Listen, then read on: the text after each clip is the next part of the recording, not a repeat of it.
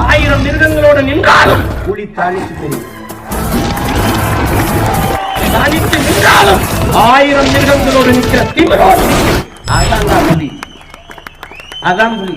பேரன்பிற்கினிய தமிழ் சொந்தங்களுக்கு புரட்சிகர வணக்கம். இன்றைக்கு காணொலியில் நம்ம என்ன பார்க்க போகிறோம்னா, அண்ணன் செந்தமிழன் சீமான் அவர்கள் சமீபத்தில் இந்த விஜில் என்ற ஒரு அமைப்பு, அந்த ஆர்எஸ்எஸோட அமைப்புன்னு சொல்கிறாங்க, அந்த அமைப்போட மேடையில் ஏறி அண்ணன் சீமான் அவர்கள் பாரதி குறித்து பேசியிருக்கிறார். அது பேசின உடனே திமுகவாக இருக்கட்டும், திமுகவுடைய தொண்டர்களாக இருக்கட்டும், இவர்கள் கொந்தளிக்கிறது ஒரு பக்கம்னா, திமுகவுடைய அல்ல கையாக இருக்கக்கூடிய, திமுகவுடைய எடுப்பாக இருக்கக்கூடிய, திமுகவுடைய துடுப்பாக இருக்கக்கூடிய விடுதலை சிறுத்தைகள் கட்சி பயங்கரமாக கொந்தளிக்குது. ஏன்னா அண்ணன் அந்த மேடையில் பார்ப்பன கடப்பாறையை வைத்து திமுக என்ற அந்த பழைய கட்டடத்தை உடைப்போம், இந்த திராவிடம் என்ற பழைய கட்டடத்தை உடைப்போம் அப்படின்னு சொல்லிட்டார். நீங்கள் எப்படி திராவிடத்தை உடைப்போம்னு நீங்கள் சொல்லலாம், எப்படி உங்களால் உடைக்க முடியும் அப்படின்னு சொல்லி ஆளூர் ஷானவாஸ் அவர்கள் கொந்தளித்து ஒரு அரை மணி நேரம் பேச்சு அப்படியே சும்மா சீமானை வச்சு செஞ்சிட்டாருன்னு வச்சுக்கோங்களேன். அண்ணன் சீமான் முதல்ல என்ன சொன்னாருன்றதை கேட்போம். பாட்டன் பாரதின்னு சோரட்டி அடிச்சாங்க. பாட்டன் பாரதி சீமானுக்கு பாரதி பாட்டன் ஆயிட்டாருன்னாப்ல எல்லாரும் கேள்வி பண்ணா. தமிழை சனியன்னு சொன்னவன் எனக்கு தந்தையா இருக்கும் போது தமிழை இனிமை என்று பாடியன் பாரதி பாட்டனா இருக்கக்கூடாது கதை முடிஞ்சு. இப்போ அண்ணன் சீமான் அவர்கள் ஏன் இந்த விஜில் அமைப்போட மேடையில் போய் பேசுனீங்க அப்படின்னு செய்தியாளர்கள் கேட்கின்ற போது அவர் சொன்ன விடயம், பாரதியை பற்றி பேசணும்னா பாகிஸ்தானில் மேடை போட்டால் கூட நான் போய் பேசுவேன், எனக்கு அதை பற்றி எந்த கவலையும் கிடையாது, பாரதி எனக்கு முக்கியமானவன், பாரதி எனக்கு தாய் போன்றவன், என் தமிழை பாராட்டி பேசியவன் அப்படின்னு சொல்கிறார். பாரதியை பேசியது உங்களுக்கு பிரச்சனையா, பார்ப்பன மேடையில் ஏறி பேசியது பிரச்சனையா அப்படின்னு பார்த்தோம்னா பாரதியை பேசியது தான் பிரச்சனை.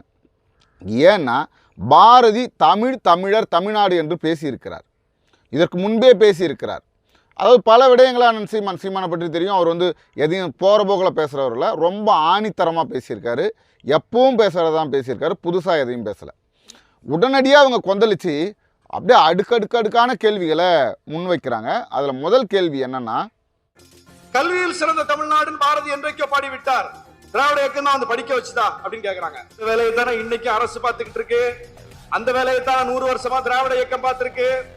அந்த நோக்கத்திற்காகத்தானே இங்க இருக்கக்கூடிய அம்பேத்கர் இயக்கங்கள், பெரியார் இயக்கங்கள், மார்க்ஸ் இயக்கங்கள் 100 ஆண்டுகளுக்கு மேலாக போராடி கொண்டிருக்கிறோம்.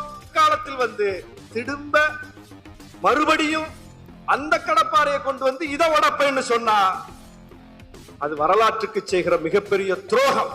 பார்ப்பன கடப்பாறையை கொண்டு திராவிடத்தை இடிப்போன்னு சொல்கிறீங்க, திராவிடத்தை அழிப்போன்னு சொல்கிறீங்க, அது எப்படி அழிக்க முடியும், எப்படி அழிக்க முடியும் சொல்லுங்க பார்ப்போம், எப்படி அழிப்பீங்க?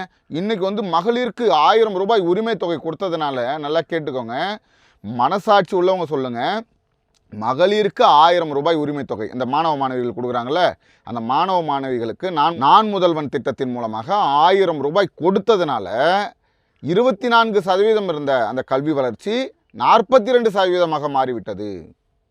இப்போ இந்த பெண் பிள்ளைகள் படிக்கணும்லாம் போகிறதில்ல, மாதம் 1000 ரூபா கொடுக்குறாங்கன்றதுக்காக போயிடுறாங்க அப்படின்னு சொல்லி ஆளூர் ஷானவாஸ் சொல்கிறார். உண்மையிலே உங்கள் ஊரில் இந்த 1000 ரூபாய்க்காகத்தான் போகிறாங்களா படிப்பதற்கு அப்படிங்கிறத நீங்களே கூட சொல்லுங்கள், கீழே கமெண்ட்டில் பதிவு பண்ணுங்கள். இந்த 1000 ரூபாய் கொடுத்ததுனால அப்படியே இரட்டிப்பாயிருச்சு அப்படின்னு சொல்லி அந்த கல்லூரி முதல்வர் சொன்னாராம். அப்போ கல்வியை கொடுத்தது இந்த திராவிடம் தான் அப்படின்னு சொல்கிறாங்க. சரி, இவரோட வழியில் நம்ம ஏற்போம். அண்ணன் சீமான் எப்பவும் கேட்கறது என்னென்னா, பெரியார் தான் படிக்க வைத்தார் அப்படின்னு சொல்கிறாங்க. பெரியார் தாங்க படிக்க வச்சார், பெரியார் இல்லைன்னா அங்கே படிப்பே வந்திருக்காதுங்க, கல்விக்கு கண் திறந்தவர் பெரியார் அப்படின்னு பல இது பேசுகிறாங்க. அப்போ காமராஜர் என்ன பல்லாங்குழி விளையாடிட்டு இருந்தாரா? காமராஜர் 9 ஆண்டு காலத்தில் 14,000 பள்ளிக்கூடங்களை திறந்தார். அதை ஏன் இந்த திமுக பேச மாட்டேங்குது? பெரியார் தான் படிக்க வச்சார், பாரதியை யார் படிக்க வச்சது, கம்பனை யார் படிக்க வச்சது, இளங்கோவடிகளை யார் படிக்க வச்சது, திருவள்ளுவரை யார் படிக்க வச்சதுன்னு கேட்குறீங்க இல்லையா?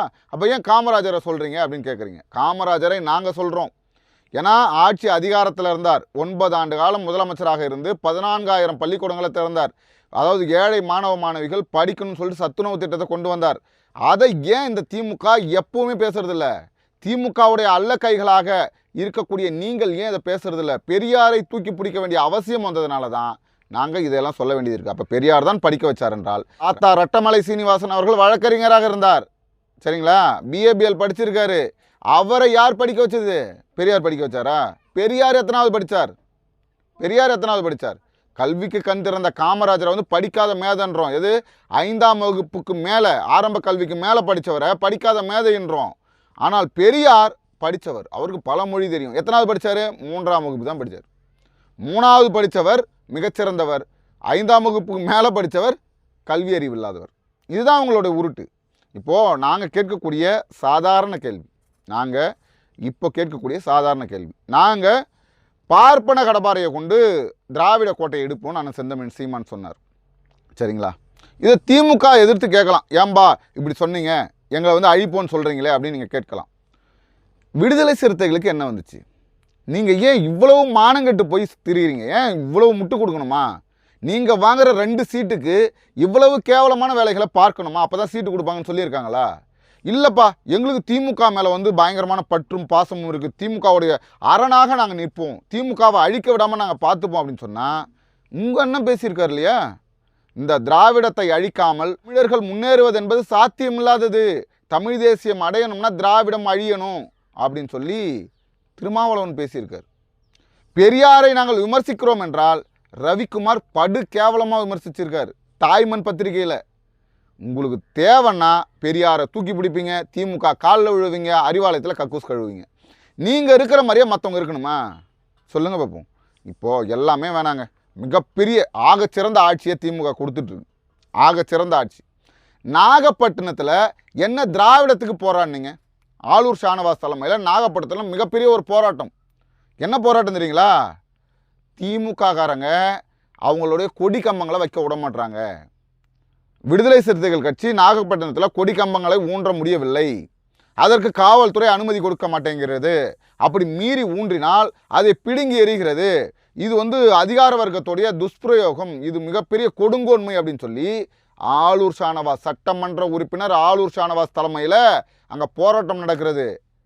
அப்போ திமுக தான் சமூக நீதி பேசக்கூடிய கட்சி, திமுக தான் அனைவருக்கும் சமத்துவம் பேசக்கூடிய ஒரு கட்சி. திமுகவுடைய அந்த கோட்டையை இடிக்கவே கூடாது, திராவிடத்தை யாரும் அழிக்கவே கூடாது. அப்புறம் என்ன மானாக கூட நீங்கள் போராடினீங்க? எதுக்கு போராடினீங்க? திமுகவை எதிர்த்து எதுக்கு போராடினீங்க? உடனே சொல்லலாம், நாங்கள் திமுகவை எதிர்த்து போராடலைங்க, காவல்துறையை எதிர்த்து தான் போராடணும். காவல்துறை யாரோட கட்டுப்பாட்டில் இருக்குது? நேரடியாக முதல்வர் கட்டுப்பாட்டில் இருக்குது. உங்களால் இன்னைக்கு திமுக ஆட்சியில் நீங்கள் வந்து அங்கம் வகிக்கிறீங்க, திமுக கூட நிரந்தரமாக கூட்டணி, அதாவது வந்து காலவரையற்ற நிபந்தனையற்ற கூட்டணியை நீங்கள் உருவாக்குறீங்க. ஏன்னா இப்போ இந்த 5 ஆண்டுகள் இருப்போம், அடுத்த 5 ஆண்டுகள் வேறு கட்சிக்கு போயிடுவோம், இல்லை அடுத்த 5 ஆண்டுகள் வந்து நாங்கள் முதல்வராகக்கூடிய திட்டம் இருக்கிறது, அடுத்த 5 ஆண்டுகள் எங்கள் கட்சியை வந்து வளர்க்கக்கூடிய திட்டம் இருக்கிறதுலாம் எதுவுமே கிடையாது.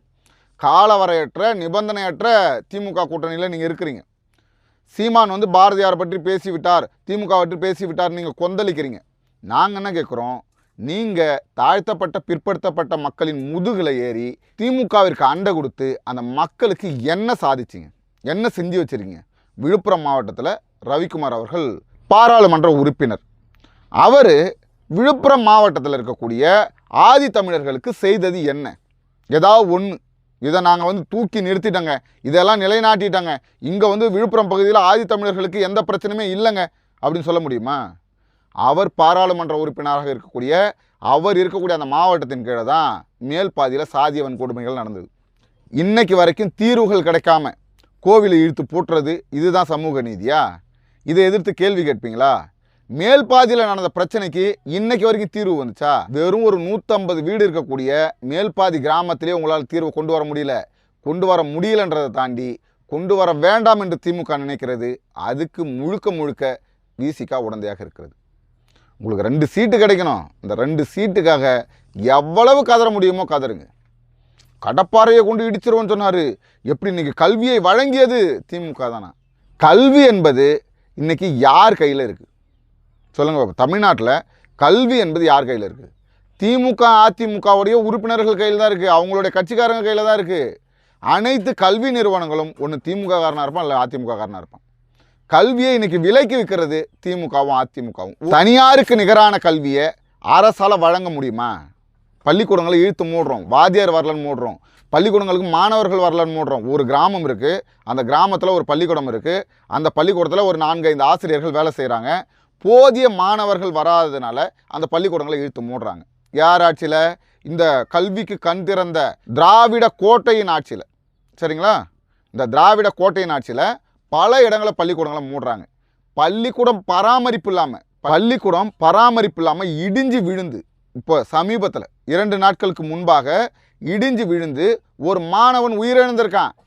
இந்த கேவலம் வெக்கங்கட்ட திமுக ஆட்சியில் இதை கேட்க துப்பு இருக்கா? இதை கேட்க முடியுமா? ஒரு பிள்ளைகள் படிக்கூட பள்ளிக்கூடம் தரமற்று போய் இடிஞ்சு விழுந்து ஒரு மாணவன், ஒரு குழந்தை, ஒரு பிஞ்சு குழந்தை இறக்குற அளவுக்கு இருக்குன்னா அது கொலை. அந்த கொலையை செய்த திமுகவை எதிர்த்து ஒரு வார்த்தை பேச முடியுமா? பேச முடியாது. ஏன் பேச முடியாது? பேசினா எதிர்வர 2026 தேர்தலில் கூட்டணியில் இருக்க மாட்டோம். உங்கள் கூட்டணிக்கு, உங்கள் போதைக்கு மக்களை ஊர்காவாக மாற்றுறீங்க. வேறு எதுவும் கிடையாது. நீங்கள் என்ன கத்தனாலும் கதறினாலும் நீங்கள் அடிமை, கொத்தடிமை. உங்களுடைய பேச்சு சபையில் எடுபடாது. நீங்கள் இதுக்கப்புறமும் வெக்கங்கெட்டு போய் மானங்கெட்டு போய் சீமானை பேசுகிறத நிறுத்திட்டு உங்கள் கட்சி குறித்து, உங்கள் கட்சி வளர்ச்சி குறித்து, நீங்கள் சொன்ன திட்டங்கள் குறித்து யோசிங்க. உங்கள் கட்சி எதை நோக்கி போயிட்டுருக்கு? இன்னும் 5 ஆண்டு காலத்தில் முற்றிலுமாக திமுக உங்கள் கட்சியை விழுங்கிடும். அதுக்கப்புறம் கட்சியே இருக்காது. அதை காப்பாற்றுவதற்கான வழியை பார்க்காம இன்னும் அண்டை கொடுத்துக்கிட்டு 2 சீட்டுக்காக சீமானை திட்டிகிட்டு இருக்கீங்க. இதெல்லாம் ஒரு பொழப்பா? இதெல்லாம் அசிங்கமாகவே இருக்காதா உங்களுக்கு? சீமான் யாரை பற்றியும் எதை பற்றியும் கவலைப்படாமல் தனக்கு சரி என்று தோன்றுவதை பேசக்கூடியவர். அந்த நெஞ்சுரம் அவர் இடத்துல இருக்குது. நீங்கள் போடுற இந்த போலி வதந்திகளால், இந்த போலி கட்டமைப்புகளால் சீமானுடைய இதை கூட பிடுங்க முடியாது. புரியுதுங்களா? அடுத்தது ஒரு காணொலியில் உங்களை சந்திக்கும் வரை உங்களிடம் விடைபெறுவது உங்கள் அன்பழகன். நன்றி.